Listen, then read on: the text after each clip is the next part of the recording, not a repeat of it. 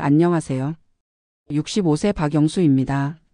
지금 돌이켜보니 정말 무지했구나 싶어요. 건강에 좋다고 생각해서 한 일이 오히려 독이 될 줄이야.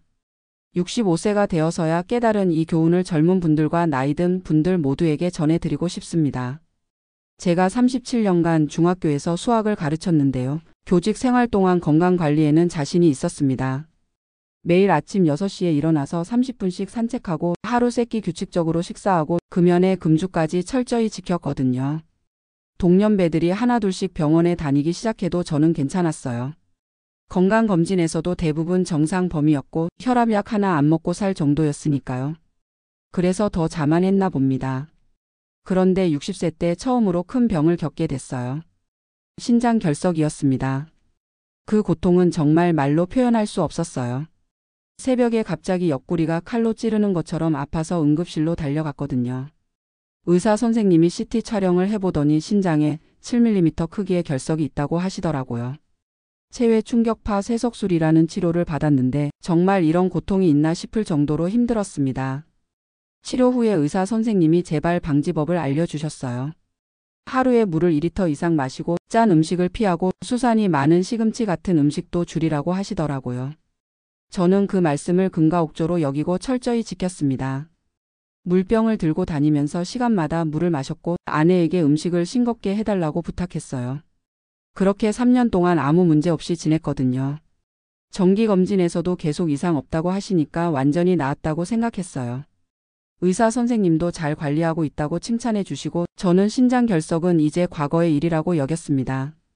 그런데 작년에 건강검진을 받는데 뜻밖의 결과가 나왔어요. 골밀도 검사에서 골다공증이라는 진단을 받은 거예요.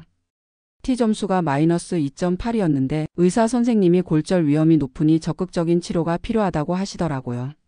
사실 골다공증이 얼마나 무서운 병인지는 알고 있었어요. 주변에서 골절로 고생하는 분들을 많이 봤거든요. 특히 제 친구 한 분은 고관절 골절 후에 거의 침대에 누워만 지내시더라고요. 그 모습을 보고 나니 골다공증이 정말 무서웠습니다. 집에 와서 인터넷으로 골다공증에 대해 열심히 찾아봤어요.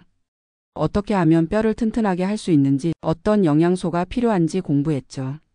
그런데 모든 자료에서 칼슘 보충이 가장 중요하다고 나와 있더라고요. 다음 날 바로 병원에 가서 의사 선생님께 물어봤어요. 선생님도 칼슘과 비타민 D 섭취를 권하시면서 하루에 칼슘 1200mg 정도는 드셔야 한다고 하시더라고요. 그래서 그날 약국에서 칼슘제를 샀습니다. 약사님이 설명해 주시는데 이 제품이 가장 흡수가 잘 된다고 하시더라고요. 하루 2번 아침 저녁으로 드시면 된다고 하시면서 꾸준히 복용하는 게 중요하다고 강조하셨어요. 그날부터 정말 성실하게 칼슘제를 복용했습니다. 아침에 일어나자마자 하나, 저녁 식사 후에 하나. 하루도 빠뜨리지 않고 6개월 동안 먹었어요. 뼈 건강을 위해서라면 뭐든지 할 수 있었거든요. 가끔씩 위가 좀 거북하기도 했는데 그냥 칼슘제의 부작용이려니 하고 참았어요. 골밀도가 개선될 거라는 기대감에 열심히 먹었습니다. 6개월 후에 재검사를 받으면 좋은 결과가 나올 거라고 믿었어요. 그런데 6개월 후 정기검진에서 충격적인 소식을 들었습니다. 신장 결석이 다시 생겼다는 거예요. 그것도 5년 전보다 더 큰 크기로 말이에요. 의사 선생님이 9mm라고 하시면서 당장 치료가 필요하다고 하셨어요. 저는 정말 이해할 수 없었습니다. 그동안 물도 하루 2리터씩 마셨고 짠 음식도 철저히 피했는데 왜 다시 생겼을까요? 의사 선생님께 계속 질문했지만 명확한 답을 들을 수 없었어요. 결국 또다시 체외 충격파 세석술을 받아야 했습니다. 5년 전에 그 고통을 또 겪는다니. 치료비도 만만치 않았지만 무엇보다 정신적 충격이 너무 컸어요. 왜 나한테만 이런 일이 생기는 걸까? 내가 뭘 잘못했을까 하는 생각에 밤잠을 이룰 수 없었어요. 아내도 제가 너무 스트레스 받는 것 같다고 걱정하더라고요. 치료가 끝난 후에 신장내과 전문의 선생님께 따로 상담을 요청했어요. 재발 원인을 정확히 알고 싶었거든요. 선생님이 제가 복용하고 있는 약물들을 하나하나 꼼꼼히 확인하시더니 칼슘제에 대해 질문하시는 거예요. 언제부터 복용했는지, 하루에 얼마나 먹는지, 어떤 제품인지 자세히 물어보시더라고요. 저는 골다공증 때문에 6개월 전부터 먹기 시작했다고 말씀드렸어요. 그러자 선생님 표정이 심각해지시더니 충격적인 말씀을 하셨어요. 칼슘 보충제가 신장 결석 재발 위험을 높일 수 있다는 것이었어요. 특히 과거 신장 결석 병력이 있는 사람에게는 더욱 위험하다고 하시더라고요. 처음엔 믿을 수 없었어요. 칼슘이 몸에 좋은 거 아닌가요? 어떻게 해로울 수 있냐고 되물었더니 선생님이 자세히 설명해 주시더라고요. 칼슘 보충제를 먹으면 소변으로 배출되는 칼슘의 양이 급격히 늘어난다고 해요. 그러면 소변 속에서 칼슘과 수산이 결합해서 결석을 만들 가능성이 높아진다는 거죠. 음식을 통해 섭취하는 칼슘과는 완전히 다른 메커니즘이라고 하시더라고요. 음식으로 칼슘을 섭취하면 장에서 천천히 흡수되고 수산과도 장에서 먼저 결합해서 대변으로 배출되는데 보충제는 한꺼번에 많은 양이 흡수되어서 소변으로 바로 나간다는 거예요. 그 순간 정말 허탈했습니다. 뼈 건강을 위해 좋은 마음으로 시작한 일이 신장 건강을 해쳤다니. 선의가 독이 된 셈이었어요. 왜 진작 의사와 상담하지 않았을까 정말 후회했습니다. 선생님이 그러시더라고요. 골다공증 환자라도 신장 결석 병력이 있으면 칼슘제보다는 음식을 통한 칼슘 섭취를 우선해야 한다고. 그리고 정기적인 모니터링이 꼭 필요하다고 하시면서 앞으로는 이런 결정을 내리기 전에 반드시 상담하라고 하셨어요.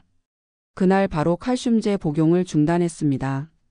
대신 우유, 요구르트, 치즈 같은 유제품으로 칼슘을 섭취하기로 했어요. 비타민 D는 별도로 처방받아서 복용하기로 하고 골다공증 치료도 다른 방법을 찾아보기로 했습니다. 신장내과와 내분비내과 선생님이 함께 상의해서 제게 맞는 치료 계획을 세워주셨어요. 골다공증 약물 치료는 칼슘제가 아닌 다른 약물로 하고 신장 건강에 해롭지 않은 방법으로 뼈 건강도 함께 관리하기로 했습니다.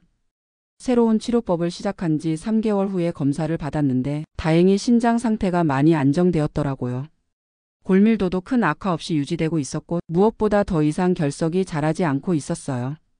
이번 일을 통해서 정말 많은 것을 배웠습니다. 무엇보다 의료진과의 소통이 얼마나 중요한지 깨달았어요.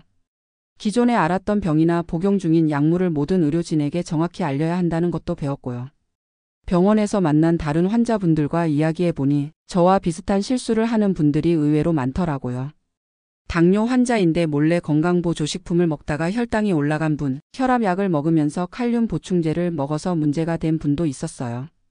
결국 정보 공유가 정말 중요하다는 걸 느꼈습니다. 제 경험을 다른 분들께 말씀드렸더니 모르는 분들이 많아서 깜짝 놀라더라고요. 그래서 오늘 이렇게 사연을 보내드리게 됐습니다. 지금은 골다공증과 신장결석을 모두 고려한 치료를 받고 있어요. 3개월마다 정기검진을 받고 두과 선생님이 함께 제 상태를 점검해 주시고 계십니다. 덕분에 두 질환 모두 안정적으로 관리되고 있어요. 이번 일을 통해서 건강관리에는 정말 전문성이 필요하다는 것을 깨달았습니다. 좋은 의도라도 잘못된 방법은 오히려 해가 될 수 있어요. 인터넷 정보만으로는 한계가 있고 개인의 상황을 종합적으로 고려해야 한다는 것도 배웠습니다. 특히 나이가 들수록 여러 가지 질병을 동시에 앓게 되는 경우가 많은데 그럴수록 더욱 신중하게 접근해야 한다는 걸 느꼈어요. 겸손한 마음으로 전문가의 조언을 구하는 것이 가장 중요합니다. 젊은 분들이나 제 또래 분들께 당부드리고 싶은 말씀이 있어요. 기존에 앓고 있는 병이 있으시다면 새로운 건강관리를 시작하기 전에 반드시 의료진과 상담하시기 바랍니다. 아무리 몸에 좋다고 알려진 것이라도 내 몸에는 독이 될 수 있어요. 건강은 부분적으로 접근할 것이 아니라 전체적으로 종합적으로 관리해야 하는 것입니다. 저처럼 뒤늦게 후회하지 마시고 처음부터 전문가와 상의해서 안전하고 효과적인 방법으로 건강을 관리하시길 바랍니다. 건강이 최고의 재산이지만 잘못 관리하면 오히려 건강을 해칠 수 있다는 교훈을 얻었습니다. 감사합니다.